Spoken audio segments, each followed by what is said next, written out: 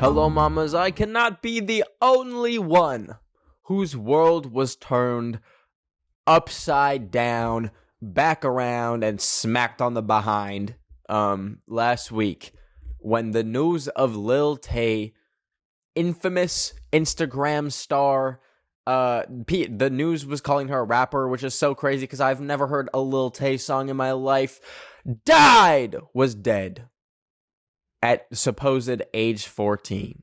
Supposed. For a good 2 days, it was pandemonium online, out of nowhere. Her account completely dead for years. A new post emerges saying, basically, not to mince words, Lil Tay died and so did her brother. And it was out of the blue. It was so crazy. And the case is finally closed. I'm going to run it up for you here so you don't have to use your brain to process Lil Tay ever again. This will seal the case, and you can go on to live a happy life, okay?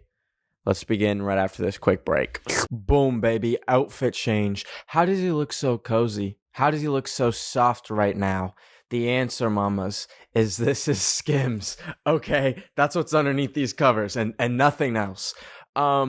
This truly is like the softest experience. Like, it's beyond like a clothing item. It's an experience, and it is so soft. I've been wearing Skims for a minute now, and I am literally just so relaxed all the time. And Skims is creating the next generation of underwear for every body, okay? For all the bra enjoyers, they have racerback bralettes, high-waist thongs for the thong enjoyers, crossover bralettes, and the Fits Everybody collection of underwear, super lightweight and molds to your body. This is the boyfriend t-shirt. And the buttery soft fabric stretches to twice its size without ever losing shape, meaning you get a perfect fit every time. And it's available in sizes XXS to 4X. And you can believe the hype because Skims has over 100,000 5-star reviews for a reason.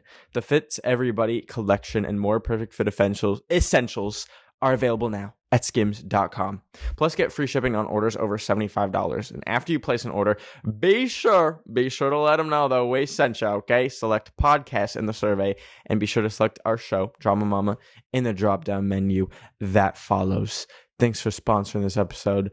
Let's continue. All right. And just so you know, I'm in bed because I'm in a hotel. And I couldn't find a white wall for the life of me to record this in front of because, you know, I do the most for the set design on this podcast. It's all me, believe it or not. So just to give some background on Lil Tay, because I'm sure without a doubt you all know who Lil Tay is. But Lil Tay kind of like blew up out of nowhere on Instagram, and like I want to say it was like 2017, the Bad Baby days, the Whoa Vicky days. They were like the 3 fucking horsemen of the apocalypse of Instagram in 2017. I actually can't give you a timeline. It's all a blur from when I had my first conscious thought, which was like 2015 to like 2018. That's all 1 year to me.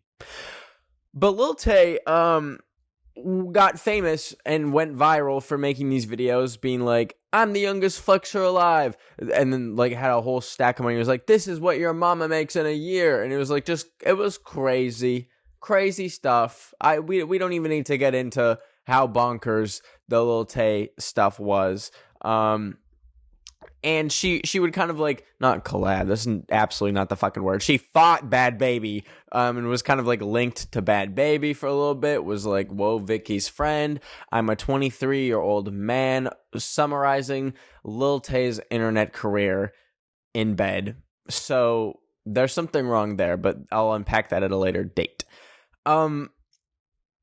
So Lil Tay was like a huge figure online, and like not just within like the other kind of weirdos in her scene, like Whoa Vicky and Bad Baby. Like she was like FaceTiming like XXX Tentacion before he died. Like I think her last post before her death announcement was like a very cringe like screenshot of like on FaceTime, which people like always do.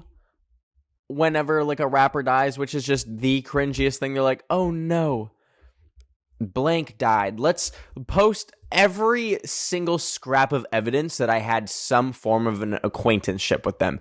That's very cringe. And you know what? That could even be a whole other episode. But anyways, she she was like in the rap world some fucking how, which is crazy in itself. But obviously, I think she was 9 at the time. She did not graduate from Harvard like she said she did. I think she said she was like a Harvard dropout. No. It was like it was hard to tell because like back then there was no real like nuance on Instagram. You couldn't tell like no one would go on Instagram and expect someone to be like satire. And I really don't know if that's what the intent was with Lil Tay's online persona. If they were just like having fun, doing the craziest shit, or they were like actually trying to sell it, remains up for debate.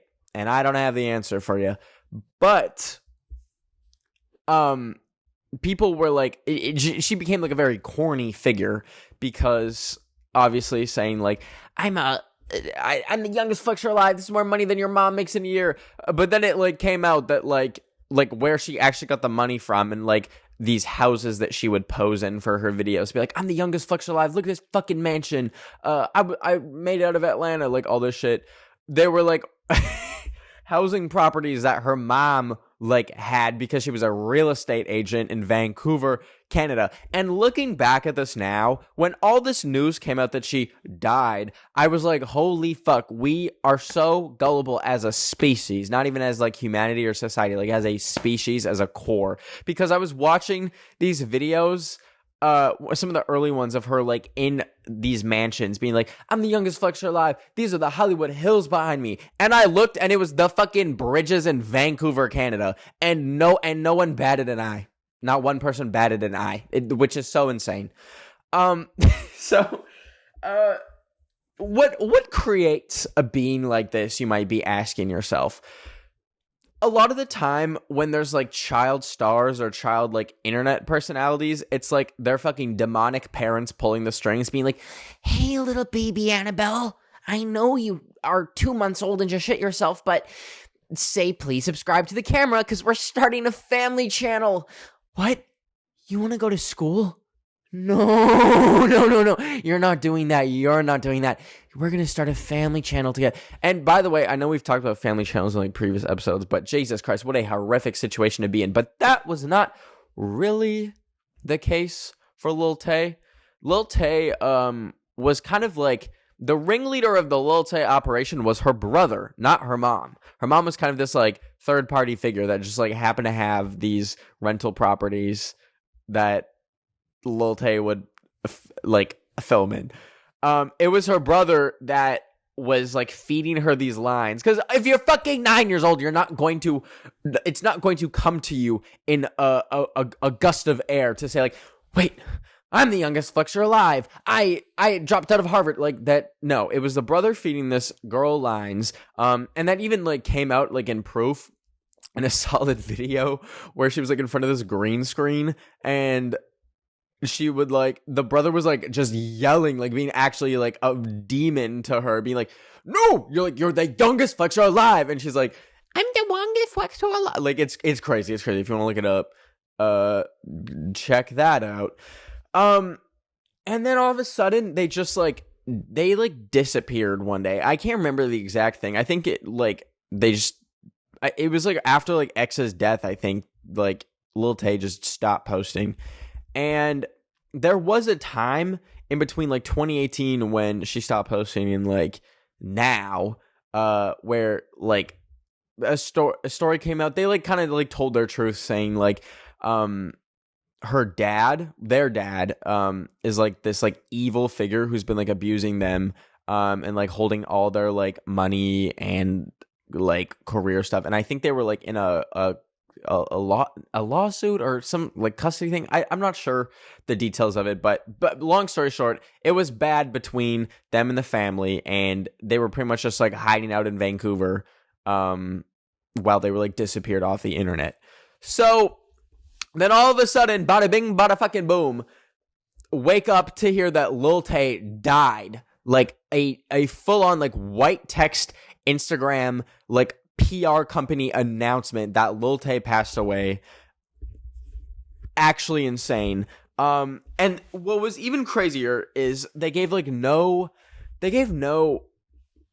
explanation, which, you know, obviously, like, you don't really get most of the time when, like, a celebrity dies, especially if it's, like, none of your fucking business, which it isn't for most people. There was no explanation, and it was crazy because they just tacked in, like, the brother's death as well. They were like, her brother's loss, like, adds an undescribable layer of grief.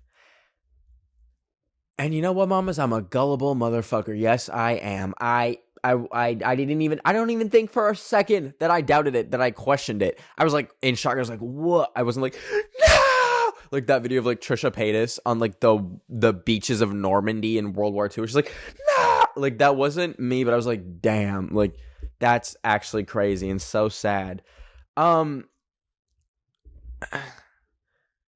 But I noticed a lot of people are very skeptical, like immediately online, being like, it's not adding up. What do you mean they both died? That makes no sense. And there was like no proof. And as hours went on, there was like kind of more things coming out. People reached out to the Vancouver Police Department and the Los Angeles Police Department and was like, so did Lil Tay die? And they're like, we have no record of that. We have no like clue what you are talking about. Which also is so crazy because like that means that someone like actually saw that Instagram post and freaked out and was like like, and then called the police. It was like, is it true? That's insane. But I ate it right up, and you all obviously already know Lil Tay is alive, but they didn't announce it for like 24 hours. And there's so many levels and so many like conspiracy theories that I have on this. And we'll get into those right after this quick break. I know you see me lounging. So cool. So like looking like a melting piece of butter in this bed in my Skims.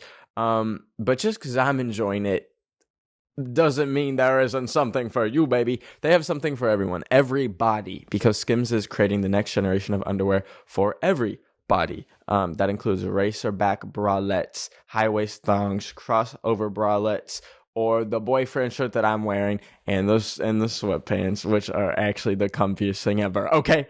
And the Fits Everybody collection of underwear is super lightweight and molds to your body. The buttery soft fabric stretches to twice its size without ever losing shape, meaning you get a perfect fit every time. It's available in sizes XXS to 4X. And you can believe the hype because Skims has over 100,000 5-star reviews for a reason. The Fits Everybody collection and more perfect fit essentials are available now at skims.com. Plus, you get free shipping on orders over $75. And after you place an order, be sure to let them know that I sent you, okay? Select podcast in the survey and be sure to select Drama Mama in the drop-down menu that follows. And get yourself cozy, okay? I'm telling you, they got something for you. And you won't regret it because you'll feel like a little feather floating through a cloud in the breeze. I am going to another country. I know I'm in a foreign country now, but I'm going to a different one later this year that I need so many travel vaccinations that I think I might literally become Swiss cheese. I will have so many holes in my body. And if I didn't have my amazing, stunning, perfect doctor that I found on Zocdoc, I don't know if I would be able to get this, okay? I would be scouring the earth for these needles. But thankfully, I got my doctor on Zocdoc, and Zocdoc is a free app where you can find amazing doctors and book appointments online. We're talking about booking appointments with thousands of top-rated, patient-reviewed doctors and specialists. You can filter specifically for ones who take your insurance, are located near you, and treat almost any condition you're looking for. Okay, they're practically magicians. You can go to Zocdoc.com/mama and download the Zocdoc app for free. Then find and book a top-rated doctor today. That's ZocDoc.com/mama. Zocdoc.com/mama. Thank you for sponsoring this episode. Stay healthy, y'all. Get yourself a doctor, and a good one. Let's continue. All right, I actually found the death post. This is what was posted. It is with a heavy heart that we share the devastating news of our beloved Claire's sudden and tragic passing. We have no words to express the unbearable loss and indescribable pain. This outcome was entirely unexpected and has left us all in shock. Her brother's passing adds an even more unimaginable depth to our grief. During this time of immense sorrow, we kindly ask for privacy as we grieve this overwhelming loss, as the circumstances surrounding Claire and her brother's passing are still under investigation. Claire will forever remain in our hearts, her absence leaving an irreplaceable void that will be felt by all who knew and loved her. See, I ate it up because I'm fucking done, and yeah. But more things started coming out. Someone ran this paragraph through one of those reverse engineering AI. It basically, it's like a program to see. I just said program. I sound like I'm fucking 60 years old. It's a website that lets you see if an AI generated the text that you're reading, and it came back that this was 99% chance that AI wrote this. So that was already weird, but not disproving it immediately. Maybe they just have a terrible PR person that was oh shit, my client died. Let's see what ChatGPT has to say for condolences. That could still be the case. But the next thing that was fishy was they said Claire will forever remain in our hearts. Who the fuck is Claire? Her name's not Claire. It's Tay Tian or something.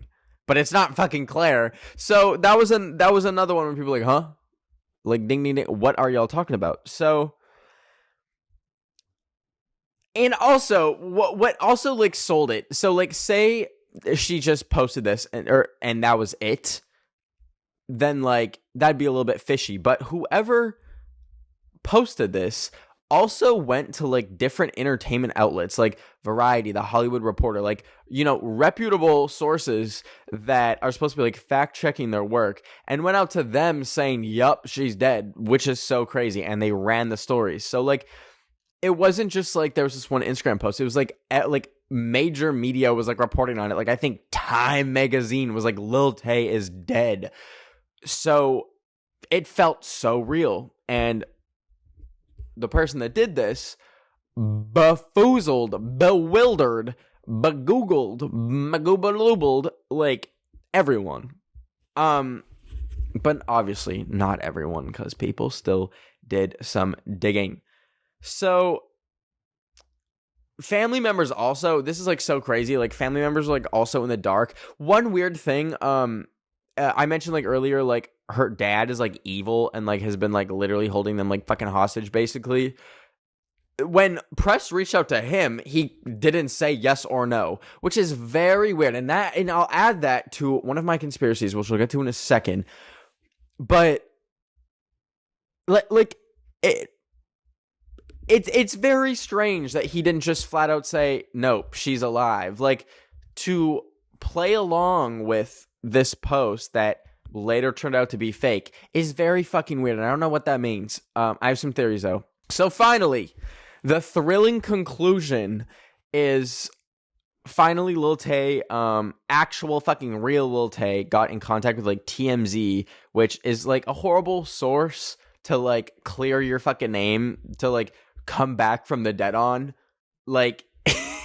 TMZ is so bad for not fact check. I mean, they don't fact check. They're a tabloid. They just are paparazzi with a Gucci belt. That's it. So, but she went to them and was hey y'all, I'm alive. And what she claimed was she was hacked. And that's a very cop-out excuse a lot of the time.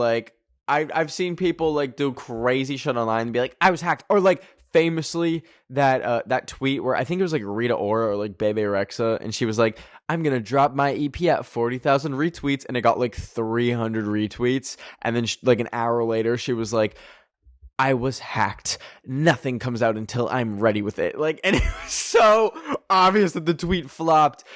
So sorry, I just remember that. That was fucking crazy. But it turns out, it actually factually turns out that Lil Tay was hacked.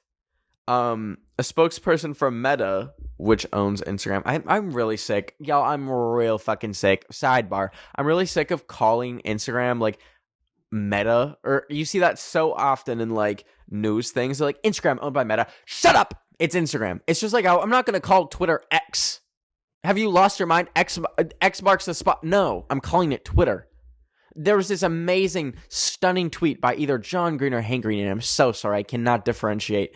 But they were like, if some rich billionaire comes into your town and like names it like Walmart City, you're not going to call it Walmart City. You're still going to call it Milwaukee, Wisconsin. Something along the lines. I'm like paraphrasing.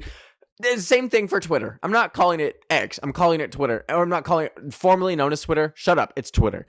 So anyways, the spokesperson for Instagram said that, yeah, it like confirmed her account was hacked and Instagram actually helped her get her account access back. So let's like break down. Let's get a little true crimey here. I know the lighting like really makes this shit look true crimey.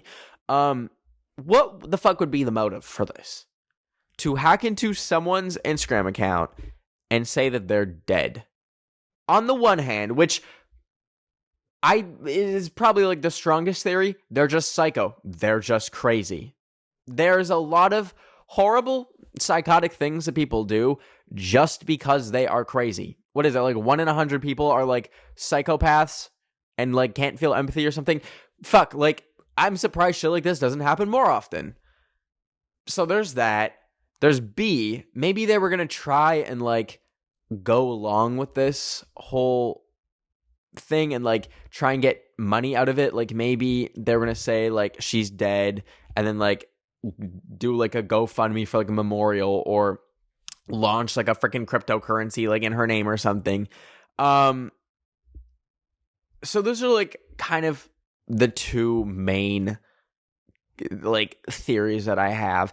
A real conspiracy theory was like it was a dad for some reason, but anywho, what would be, let's play devil's advocate. What if it actually was like Lil Tay and her brother that orchestrated all of this? It wouldn't be too far off from their typical antics and hijinks. They've done like publicity stunts before. I mean, her whole fucking account is just publicity stunts. She's a walking publicity stunt. So I wouldn't put it past her. In fact, I'd think out of anyone, it'd probably be Lil Tay that would like fake her own death.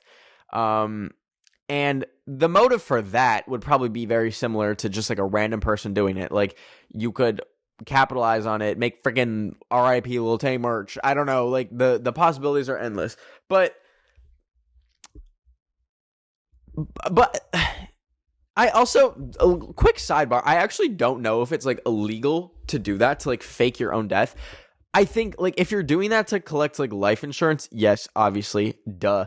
But say you're me and you like have fucking nothing, and well, okay, I don't have nothing, but like I don't have life insurance, and I just posted on my Instagram. I was like, this is the coroner, whoever's phone this was killed in a car accident, and then I fucked off to like an island in like the Indian Ocean, and no one ever heard from me again. And then I came back 60 years later and was like, hey, I don't know if that's illegal.